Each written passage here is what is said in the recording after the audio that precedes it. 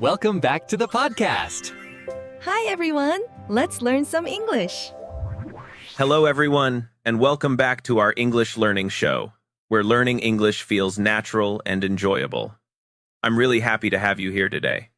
Before we begin, let me ask you something. If you could go anywhere in the world right now, where would you go? That's a fun question. If I had to choose, I'd probably go to Japan. I've always wanted to visit Tokyo and see the cherry blossoms, those beautiful pink flowers that bloom in spring and make everything feel magical. As for me, I think I'd choose Greece. I imagine blue water, white buildings, amazing food, and just sitting by the ocean, relaxing and doing nothing. That idea sounds perfect to me. And that actually brings us right into today's topic. Today, I'm talking about holidays, how to talk about vacations, trips, and time off in English. This is such a useful topic because everyone loves talking about holidays. Whether you're planning a trip, telling a friend about your vacation, or simply dreaming about your next adventure, these phrases come up all the time. Before we continue, I have a small favor to ask you. If you enjoy learning English here, please subscribe to the channel and give this episode a like. It really helps other English learners find us. And feel free to share it with friends who are learning English too. Now, let's start with a simple but important question. What does the word holiday actually mean? This can be confusing because it depends on where you are and how the word is used. In British English, holiday usually means a vacation, a time when you travel or rest. For example, someone might say, "I'm going on holiday to Spain next week." In American English, however, we usually say vacation. Americans say, "I'm going on vacation," or "I'm taking a vacation." In the US, holiday often means a special day like Christmas or New Year's Day. That's a public holiday, a day when most people don't work because it's a celebration. So the meaning depends on the country and the context. But don't worry, people will usually understand you. Another very useful phrase is time off. This means days when you don't have to work or go to school. For example, I asked my boss for some time off next month. Or you might say, "I need a few days off to visit my family."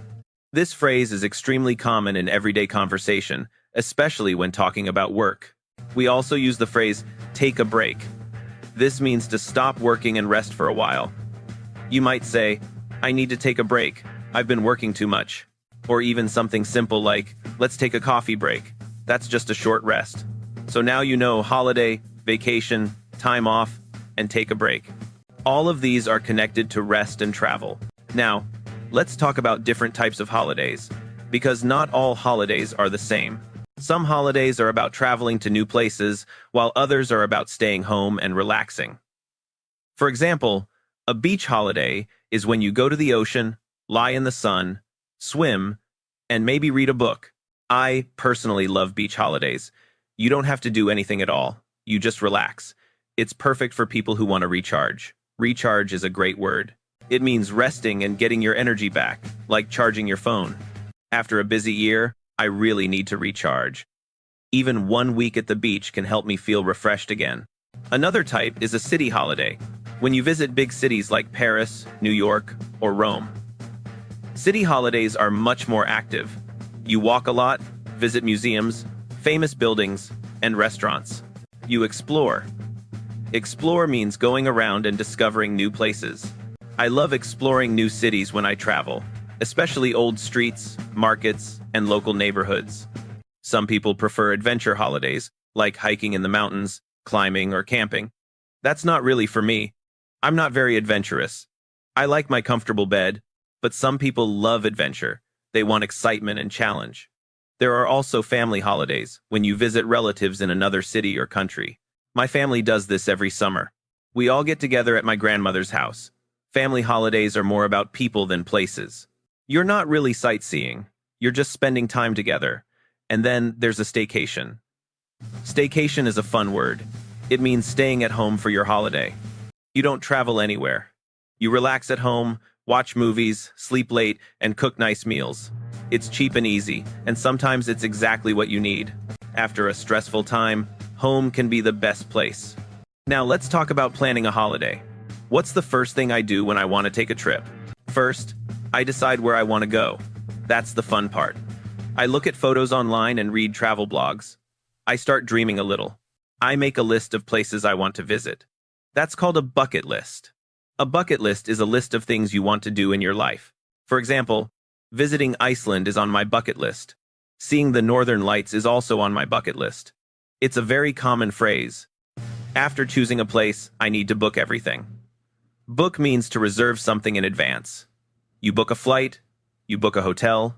For example, I booked my flight online last week, or we need to book a hotel before they're all full. Then I start packing. Packing means putting your clothes and things into a suitcase. Packing is stressful for me. I never know what to bring. I usually pack too much and bring clothes I never wear. My simple rule is 1 week, 1 suitcase. I sometimes make a packing list: passport, phone charger, toothbrush, camera, the essentials. And don't forget sunscreen if you're going somewhere sunny. Also, bring comfortable shoes if you're going to walk a lot. Now, let's talk about what people actually do on holiday. When I travel, it depends on the place, but I usually like to get away from my normal life. Get away means leaving your routine and going somewhere different. You might say, I need to get away for a few days. Or, let's get away this weekend. It's about escaping routine and seeing something new. One of my favorite things on holiday is trying local food. You can learn so much about a culture through food. I always ask locals where they eat and what I should try. That's the best way to find real local places, not tourist restaurants. I also love walking around with no plan, no map, just seeing what I find. You discover hidden streets, small shops, and quiet parks. I do take photos when I travel, but I try not to spend the whole time on my phone. It's important to truly experience the place. Exactly. I usually take a few quick photos, then I stop and just use my eyes. I look around, take it all in, and try to remember the moment instead of only relying on pictures. People often ask me, do you buy souvenirs? Souvenirs are small things you buy to remember a trip, like a keychain, a magnet, or a postcard from that place. Sometimes I buy souvenirs for other people. For example, I once brought a small souvenir home for my mom. This little statue here is actually a souvenir from my trip to Egypt. Usually, I buy something simple, maybe a postcard or a local snack to bring back home. That's really nice. Souvenirs are a great way to share your trip with people who didn't travel with you. Now let's move on to something very important, talking about past holidays in English. This is an extremely common conversation. Someone will ask you, where did you go on holiday? And you need to know how to answer naturally. So let's practice together right now. Where did I go on my last holiday? I went to Portugal last summer. I spent time in Lisbon and also visited Porto. And how was it? It was amazing. The weather was perfect. The people were very friendly. And the food, honestly, the food was incredible. I know, I always talk about food, but it really matters to me.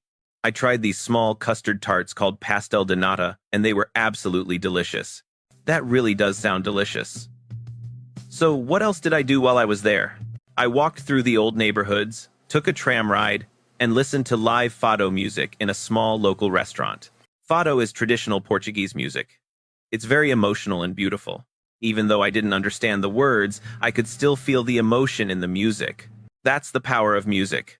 You don't always need to understand the language to feel something. Now let me share another example. My last holiday was in Scotland last autumn. I visited Edinburgh and also explored the Highlands. The Highlands are the northern area with mountains and lakes, and the scenery there was absolutely breathtaking. Green hills, ancient castles, and very quiet lakes everywhere. People often ask, did you see any sheep?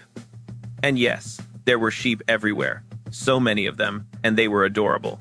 Scotland is truly beautiful. The weather was a bit rainy, but honestly, I didn't mind it at all.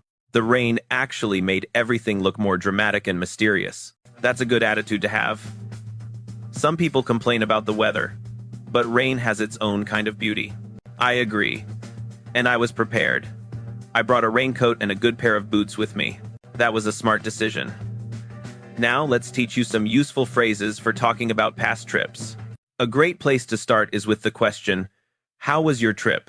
This is the most common question. You can also say, how was your holiday? And you can answer with, it was great, it was amazing, or it was wonderful. If the trip wasn't very good, you can say, "It was okay," or "It was a bit disappointing." Another common question is, "What was the best part of your trip?" Then you answer by sharing your favorite memory. For example, "The best part was swimming in the clear blue water." Or you can say, "The best part was meeting local people and learning about their culture." You can also ask, "Would you go back?" Or "Would you visit that place again?" And you can answer, "Definitely, I would love to go back." Or, "There are other places I want to see first." These are very natural, everyday questions and answers that people use all the time. Now let's talk about something interesting. Different cultures have very different ideas about holidays. In some countries, people get a lot of vacation time. In others, they really don't. In many European countries, workers receive 4 or 5 weeks of paid vacation every year. That's a lot. In the United States, it's usually about 2 weeks, sometimes even less. And in some places, people don't even take all of their vacation days because they're too busy. That's actually quite sad. Everyone needs rest, and everyone needs time off. I truly believe your health and happiness are more important than work. In some cultures, taking long holidays is normal and encouraged. In others, people feel guilty about taking time off. Guilty means feeling bad even when something is okay. But you really shouldn't feel guilty about resting. It's necessary for your well-being. Some countries also have many public holidays when everyone gets the day off work. For example, in Japan, there is a period called Golden Week.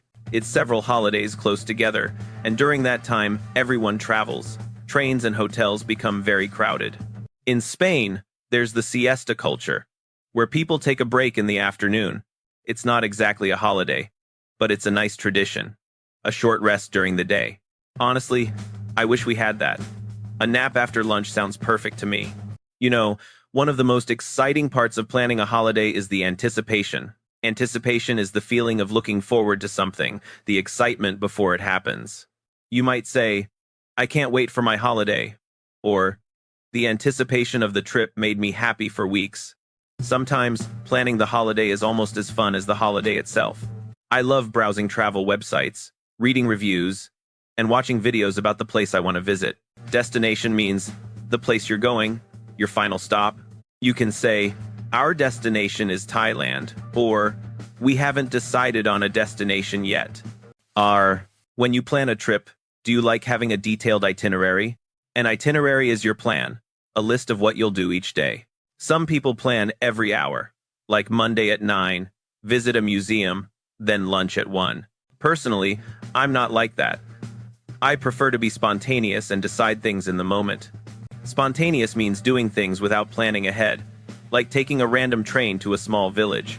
Even though I'm usually very organized, when I'm on holiday, I like being spontaneous. I think the best approach is balance. Plan the basics, like hotels and main sites, but leave room for surprises. Those surprises often become the best memories, like finding a hidden cafe or meeting interesting people. Exactly. That's what makes traveling truly special. Some of my best travel memories were completely unplanned. One time in Italy, I got lost in a small town. I felt worried at first, but then I discovered a tiny family restaurant with incredible food. The family who owned it was so kind. They didn't speak much English, and I didn't speak much Italian, but somehow we communicated. That moment reminded me what travel is really about: human connection. A lot of people ask if you need a lot of money to have a great holiday. Honestly, you don't. Amazing experiences don't have to cost a fortune, which means a huge amount of money. You can save money by staying in hostels instead of hotels, cooking your own meals, using public transportation, and visiting free museums or parks. Some of the best travel moments are completely free: walking through beautiful neighborhoods, watching sunsets, or talking with local people. I've had cheap trips that were unforgettable. Travel isn't about how much you spend, it's about how you experience the place. One challenge of long-distance travel, though, is jet lag. Jet lag is that tired, confused feeling after crossing time zones. After flying to Australia, it took me days to adjust. Drinking water and getting sunlight really helped me recover. Jet lag is tough, but when you're somewhere exciting, you often forget how tired you are. Excitement gives you energy. People often ask whether it's better to travel alone or with others. Both have advantages. Traveling with friends is fun and full of shared memories, and they can take photos of you. Traveling alone has benefits too. You don't have to compromise, which means finding a middle solution when people want different things. You can follow your own schedule completely. Solo travel gives you freedom. You wake up when you want, eat what you want, and go where you want. You're also more likely to meet new people and build confidence.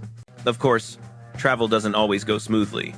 Once in Morocco, I missed my train and had to stay overnight.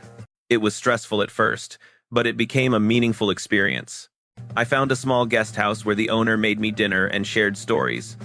That travel problem turned into a wonderful memory. Flexibility really matters when you travel. Flexibility means being able to change plans easily and not stress when things go wrong. Travel teaches you that unexpected moments often become the best stories.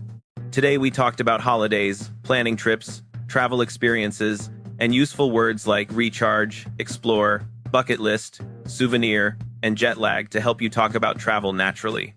Now it's your turn. Tell us in the comments about your favorite holiday memory. Where did you go? What made it special? Try using some of today's phrases. Don't worry about mistakes. Practice is how you learn. Remember to subscribe to my channel, like this episode, and share it with other English learners. Thank you so much for spending your time with us today.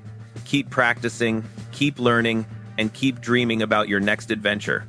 We'll see you next time.